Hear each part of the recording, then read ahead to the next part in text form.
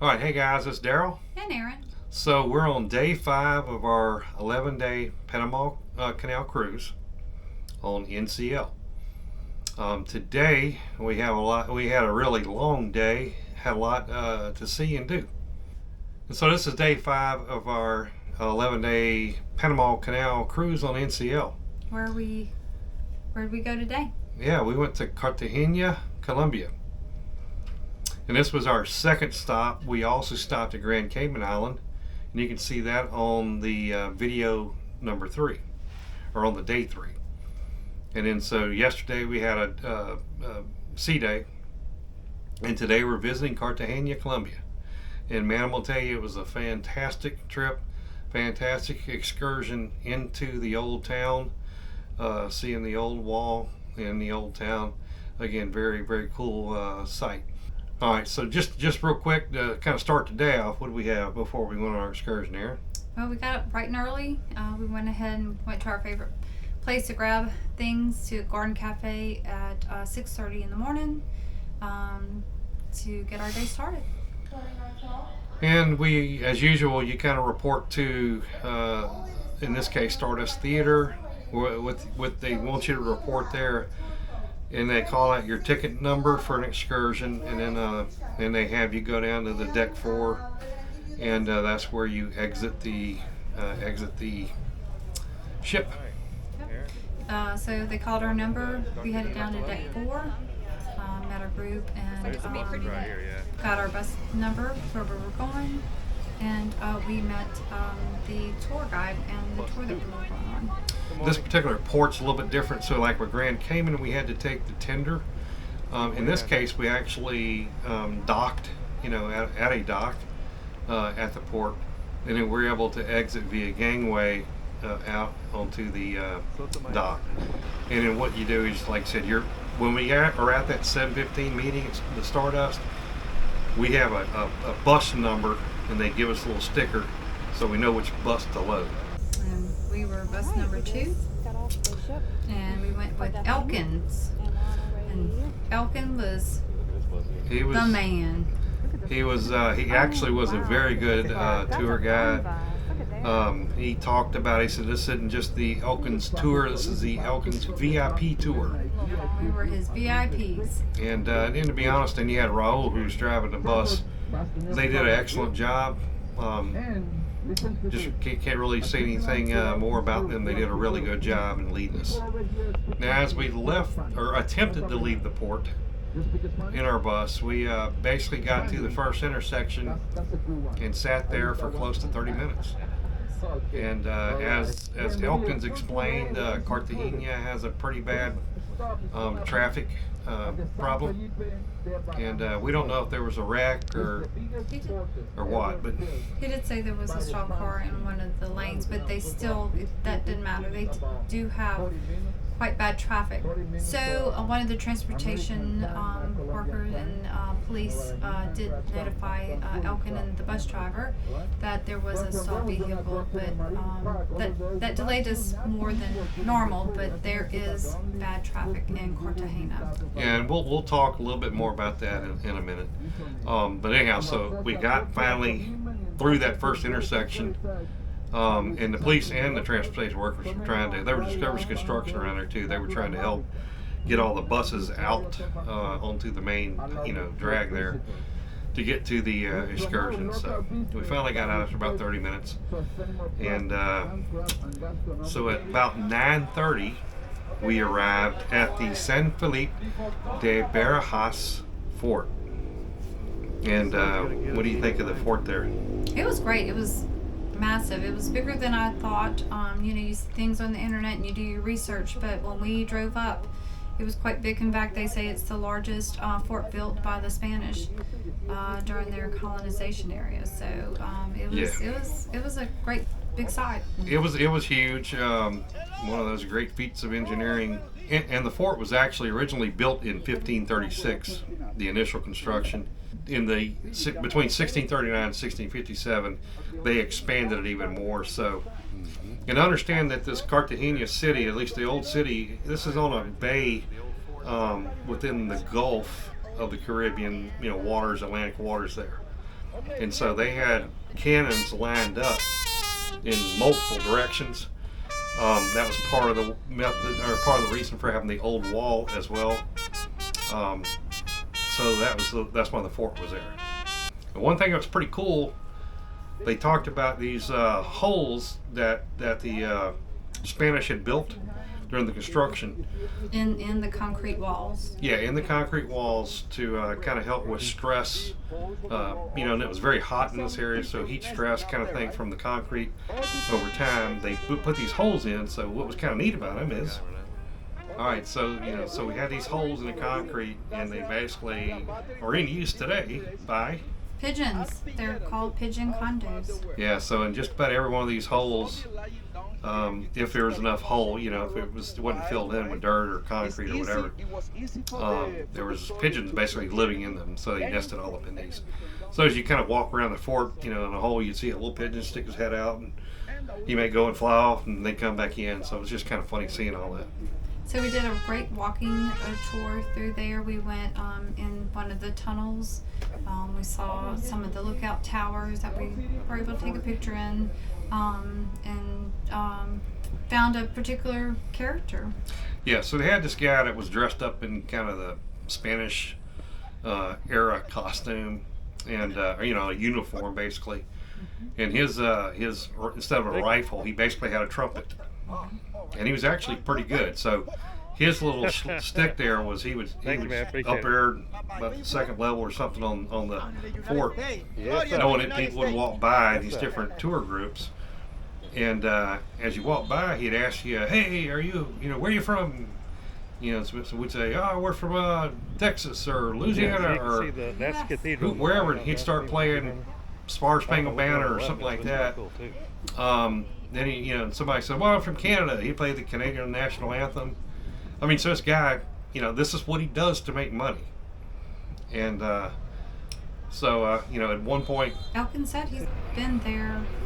Elkin said he's been there as long as he knows, Yes. and he's there every day. Yes. He was there just to try to make some money. So then the way that would work with, if you want to go take a quick picture with him, all you gotta do is give him a $2 tip, and he'd be happy. Yes. And that's his only method of making money. So we went higher up and came back down, and went ahead and let Erin take a picture with him, and just fun. And that way we gave him a tip, and he was happy, and we got a cool picture. Absolutely. So there were characters, and he was the only character there at the fortress, but there are vendors everywhere. The minute you get off the bus, if you don't have a hat on, there, my lady, hat, there were vendors of every kind that you can think of. So you say no gracias, and very politely. Most of them were very accepting of that. Some of them pushed a little harder, but that was surprising. So they were mostly outside the gate. There were a few ladies who weren't pushy, but they had their wares as far as jewelry and things like that. Just at the beginning, the very beginning of the ramp heading up. Yeah, so they were up on the ramp a little bit. Yeah. I don't know why they got that deal versus everybody on the street, but Yeah. again, they're going to push, and if they kind of sense a weakness, they're going to push again. But again, if you're just very polite, no gracias, then 99 times out of 100, they're just going to go turn their head, because they want to try somebody else who wants to buy something. So Yes. so it was not a bad experience, let's put it that way. Right. But just recognize that when you're in Cartagena and in many other excursion sites you go to, in different cities, different countries, that's a typical thing, and all you do is just be polite. But be careful. There's different. Like if I would have had Erin go and if I would have taken a picture of the guy in the uniform, and we did not tip him, then he would not be very happy, right? So again, that's his only way to make money. So you just gotta be kind of careful what you do. And later on, as we're going through the tour. I mean, there were different cases. A guy that was kind of like a rapper. Oh, there's a rapper. So if you get there and he starts rapping for you, he's going to expect to get some money. There was a Panama guy, so he came and stood by me, and I don't know. I don't remember how my stance was or something, and he mimed you everything you did. He mimed everything I did. I just turned no, gracias. I had to tell him 4 times. Mm-hmm. Finally, he got the point. Mm-hmm. And he went over and tried to hustle on somebody else. Yeah. Again, not a bad experience. You may have to say it more than once, but just recognize that's going to be there. But if you're willing to participate, that's all right too. Absolutely. There were the ladies there, dressed up and stuff, but it's your choice. So sometimes it's fun to play along with them and give them a tip, and sometimes you just opt not to. And again, recognizing that's maybe the only way they can make money. Mm-hmm. And in the case with Colombia, they did not have a welfare system according to Elkins. And so if they did not work, they did not make money, right? Yes. So understand why they're trying to do that, and it's their only way to make some money. So if you want to do it, the person seems like seems to be a good person, you want to follow along with it, by all means, like we did with the guy with the trumpet. Yes. So just something to think about. Yep. So we boarded back on the bus after we left the fort, and we started headed for the old city, the old walled city. Okay, so we drove around. It wasn't too far away. There was one area there that he said used to be a bull rink, and a building's there now, but they've outlawed bullfighting, I believe, now. Mm-hmm. So there was no need for it anymore. It was a historical site, but I think they plowed over it and put a building. Mm-hmm. And so we kept going along, and so we got to the Barrio del Centro. And just one thing, as we're heading toward the old walled city, that is a UNESCO World Heritage Site. And that's just a recognition that there is some cool historical stuff there. And so let's go ahead and head that direction. Yeah. So our next stop was the Los Bovedas Artisans Center. Okay, so we headed into the old walled city, and our first stop was the Los Bovedas Artisans Center. And it basically, I think it was an old munition storage site. Mm-hmm. And so they had, tunnel's not the right word, but, it was a curved rooms that they had. Some of them were square, but some of them were still that rounded, which is where they used to store ammo, big concrete structure. And there was like each tunnel was a different store, right? A different center. So go ahead. Yeah, and it was handcrafted wares. There was jewelry. I believe he said, was it the emerald? Was the jewel? If you bought the and I believe it was the emerald, you got the certificate with the number on it and everything. So they had a little bit of everything that you wanted to buy. Yeah, this was really, to me, it was less than an artisan center, and it was more of a souvenir center. There was some stuff handcrafted and some jewelry, but there was also a lot of just knickknacks, magnets, refrigerator magnets, that kind of stuff. Sort of some cheap stuff. Yeah, they had the fruit. They had the ladies in the Caribbean, very bright. Kind of Jamaican looking, the headdress and the costume with all the different fruit. And the headdress had the fruit stacked on top of it? Yes. Yep. So they had a variety of things, like I said, souvenirs, fruit, artisans making homemade stuff.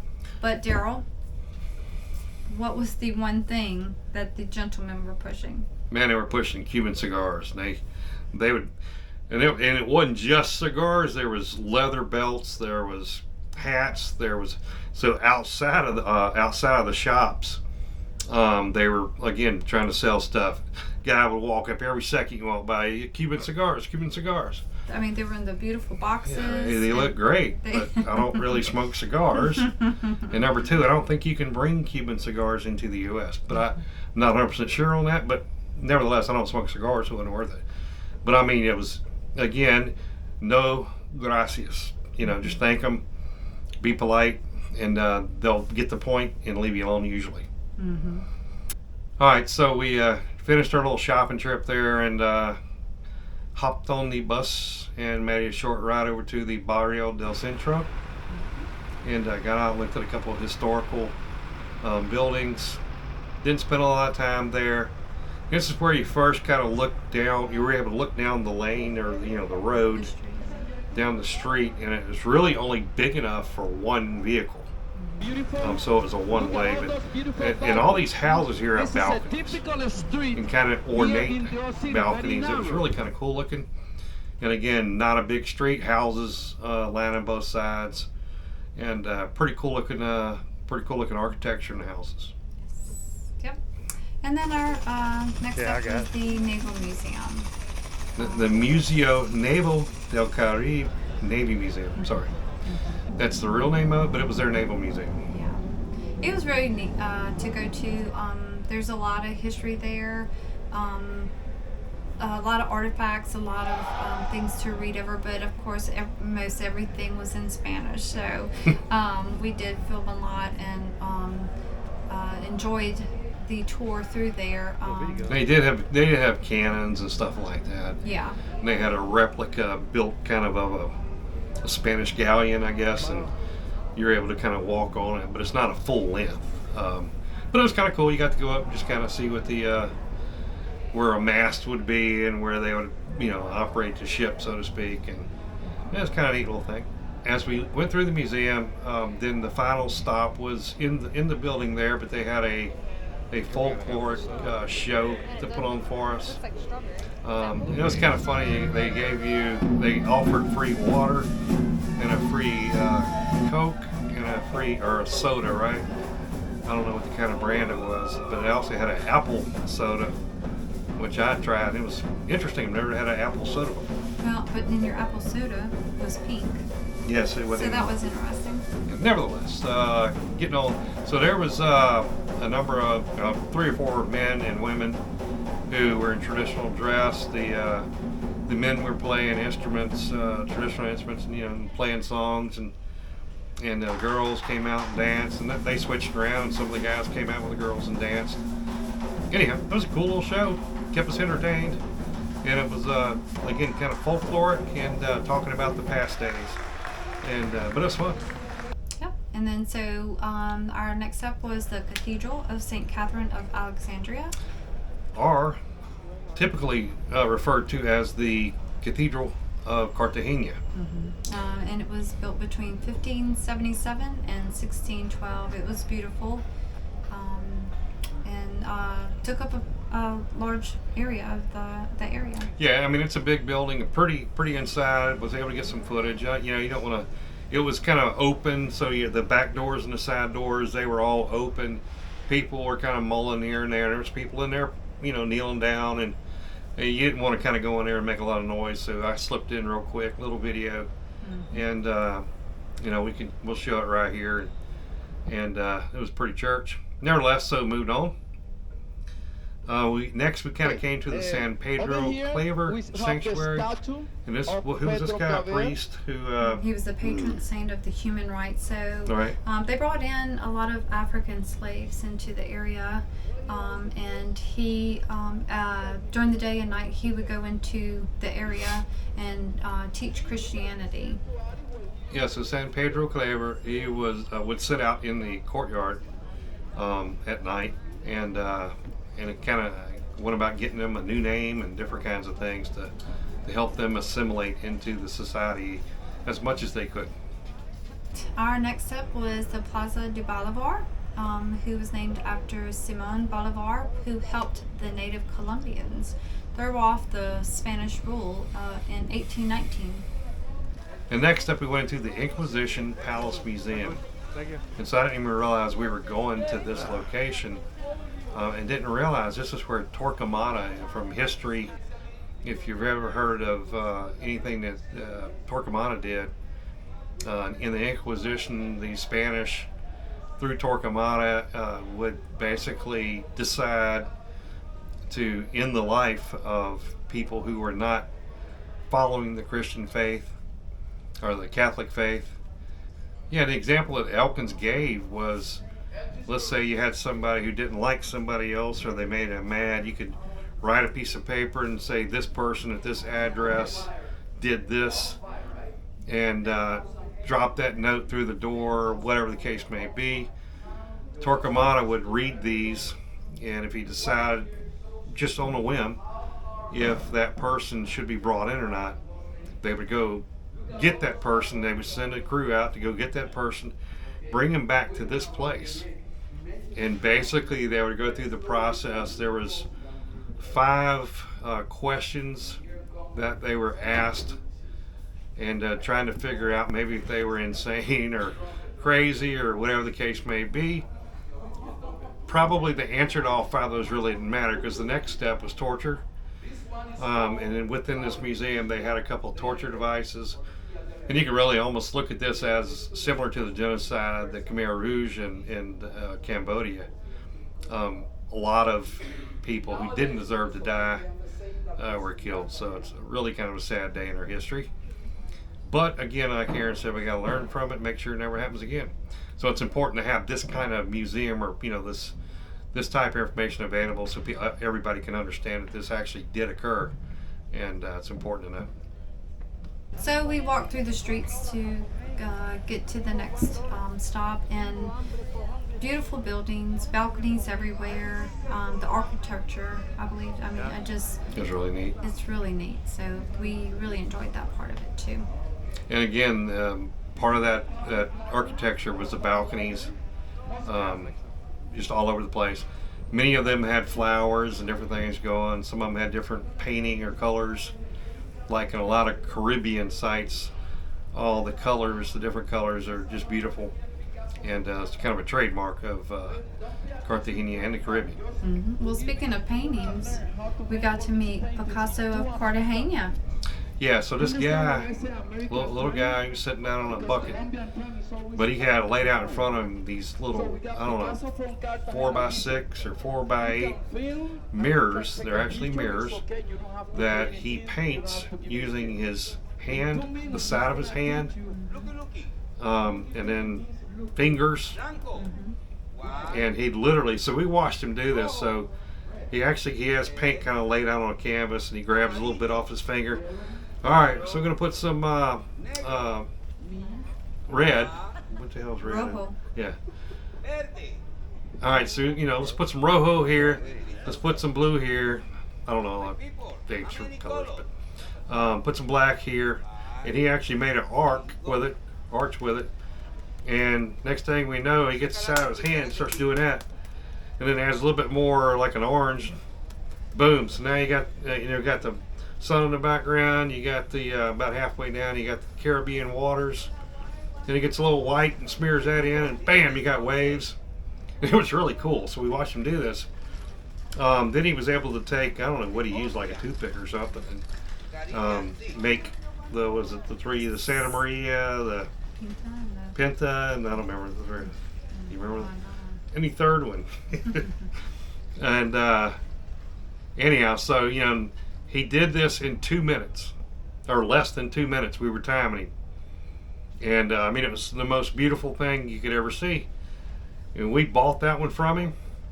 And another one that had basically showed some of that great architecture again, kind of looking down a street and all the balconies and stuff. And like I said, he did this in 2 minutes in front of us. Incredible. Wish we could show it, but it's all wrapped up. Taped together so we can ship it back with us when we go. Yeah, and he doesn't like being called Picasso of Cartagena. Alberto kind of is what he said his name was, but if you get to go to Cartagena, this guy, you need to check out his work. Watch him do this. It's pretty incredible, and that kind of made the trip to some extent. We really enjoyed it. Yes, we did. So that was basically our tour. Elkins did a great job. He was very informative. He's from there. He was very proud of the area, you could tell, and he spoke from his heart and letting us know all the information. So we felt it, and we really enjoyed it. And we were his VIPs. Yeah, we enjoyed the tour tremendously. And Cartagena is a great place to go and visit. Absolutely. All right, so we did head back for the dock at this point. But before you actually get to the dock, you have the opportunity to walk through an aviary that had a variety of birds. It was really cool. What did we see there first as we walked in? Oh my goodness! The first thing that greeted us was an anteater. And this thing's huge. I had no idea. Anteater's as big a size as he is. And he's probably got a 4-foot tail. And about a 1 to 2 foot, I don't know, a 1 foot snout to dig down for those ants. He was pretty cool. Yeah. Then we walked into the rest of the aviary, and they had the most incredible mix of macaws. Yes, they did. I mean, any color, red, blue, green, and just a combination of all of those. Various places throughout. There was flamingos and a couple of exhibits, different things. So the guinea fowls. Guinea fowls, yeah, there were a bunch of them all over. Some the peacocks. There were beautiful peacocks all over. The colorful ones, and then there was an all white. Yeah, I hadn't ever that was seen an beautiful. albino one. That was pretty cool. Very nice. And so they had, in one particular area, they had a bunch of macaws that were out on a frame, just set up so they could stay there. And so we kind of walked up and noticed a macaw was on the somebody's arm. And I said, man, that'd be pretty cool, wouldn't it, And so asked the guy, and he said, oh, no, there's $2 for some sunflower seeds over at the little shop there. And I said, okay, man, appreciate it. And he said, here, let me give you a handful. And he gave me 5 or 6. I said, no, that's plenty, man.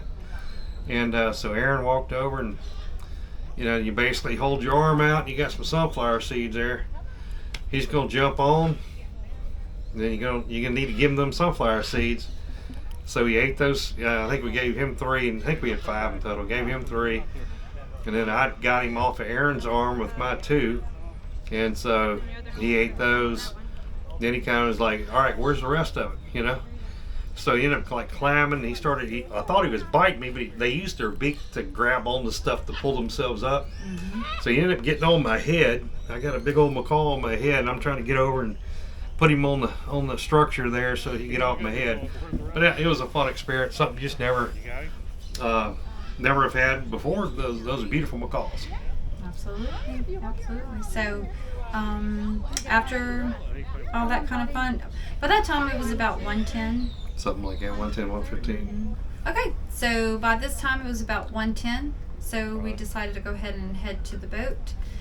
There was a shuttle that would take you to the boat, or it was from the aviary, just kind of, But we decided to go ahead and get our steps in and walk it. So we headed on over there, and let me tell you, the NCL crew. We just can't say how fabulous they are.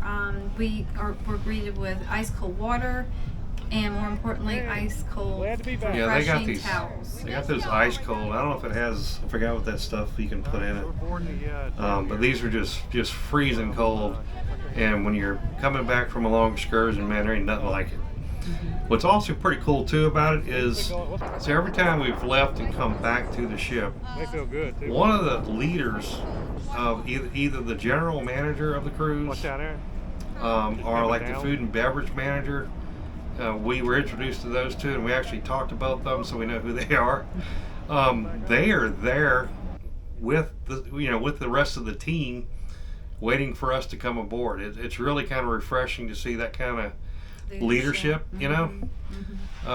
So if they're there doing their thing, I know all the guys are there, all the staff is there doing their thing too, and it's just kind of refreshing again to see the leadership there talking with the other team members, and also, like I said, talking with us. We had a couple conversations with the general manager, and he was just walking around the ship. Yeah, so it's actually pretty refreshing. So we checked back in on the boat, dropped our things off in our cabin, and headed up to Arcade Garden to eat lunch, but it was closed. Yeah, so our tip number 1 of this video is don't assume all restaurants and bars are open. If you're out on excursions and the time is kind of getting close to when you got to get back on the boat, a lot of people are going to be trying to go eat at the only restaurant that's open. So just the tip is understand that this place may be crowded, and you may have to wait a minute or wait for a table, that kind of thing. But all in all, not too inconvenient, but just a little tip there to help you know what's got to be done and what to expect. Yeah. So a little bit before 2, we did depart from Cartagena, and we started heading to Panama. All right, so about 3 o'clock, we headed over to the Stardust Lounge, and where they had an informational lecture by one of their staff, just giving us all the background and history on the Panama Canal, and even some hints about what to expect, going on the Panama Canal, any of the excursions and things like that. So it was pretty good information. Yeah. So we took some time to walk the boat, get a drink, and see the sights as we were cruising along. And about 6:30, we headed over to Magnum's Champagne Bar, and we've been hearing her play. Her name is Tanya, and she plays acoustical. Is that? She plays acoustic guitar. Yeah, that's correct. And just some, she sings by herself. Very good voice. Again, the talent here, fantastic. Mm-hmm. So any of these musicians, man, so far, any of the talent. And, we've sat and we've heard her a couple times now, Mm-hmm. and just very good. We really enjoyed her. And then after that, we at about 8 o'clock, they had a quiz game show in the Spinnaker, so we headed over there. And I'd say it was more like a Jeopardy? Mm-hmm. Although you didn't have to say the question, what is the answer? So give me 500 for science or whatever the topic would be. So it was kind of cool. And they had their buzzers, and they had to pop it. And the first one to answer correctly got points, and the rest of the people who answered wrong had negative points. So it was interesting, fun to play, or fun to watch. Mm-hmm. All right, so we stayed in the Spinnaker Lounge, which has kind of become a place we really like to be. Some good stuff happens there. And within there was the Latin vibes with Vamos a Gozar. And I don't really know where they were from Colombia. And they played some Latin music, man. It was great. You can't help but really, really enjoy that kind of upbeat music. And it makes you want to dance a little bit, right? Even for me, it makes me want to dance a little bit. So it was pretty good. We watched them for a while. Mm-hmm. And after that, we stayed in the Spinnaker about 9:30 to about 10. All right, so following the great Latin musicians, we stayed in the Spinnaker from about 9:30 to 10 after having some great beverages. They actually had Michael Jackson's Thriller. You could learn the dance, so we had a dance class and learned how to dance Thriller. Yeah, so one of the staff, Entertainment staff. Yeah, one of the entertainment staff, he kind of led us through. You had to do all these different kind of moves, and it was kind of silly but fun. Nevertheless, he got all of us up there doing the Thriller dance. We kind of hung around the back. Yeah, we were in the back. We participated. But it was fun. Mm-hmm. Hey, we were having a good time by that point. Mm-hmm. Then at 10 o'clock, man, we had a blast. It was the 80s party with DJ Tino. Mm-hmm. So DJ Tino was playing all kind of good 80s music. 80s. And man, we had that dance floor packed. Again, we enjoyed getting out and dancing to some old 80s music, and just basically had a great time. Mm-hmm. So my tip is, I had, prior to our cruise, I'd watched some YouTube videos, and I wasn't quite sure. Some of the videos showed people dressing up in the 80s, costumes, different things, but you don't have to dress up 80s.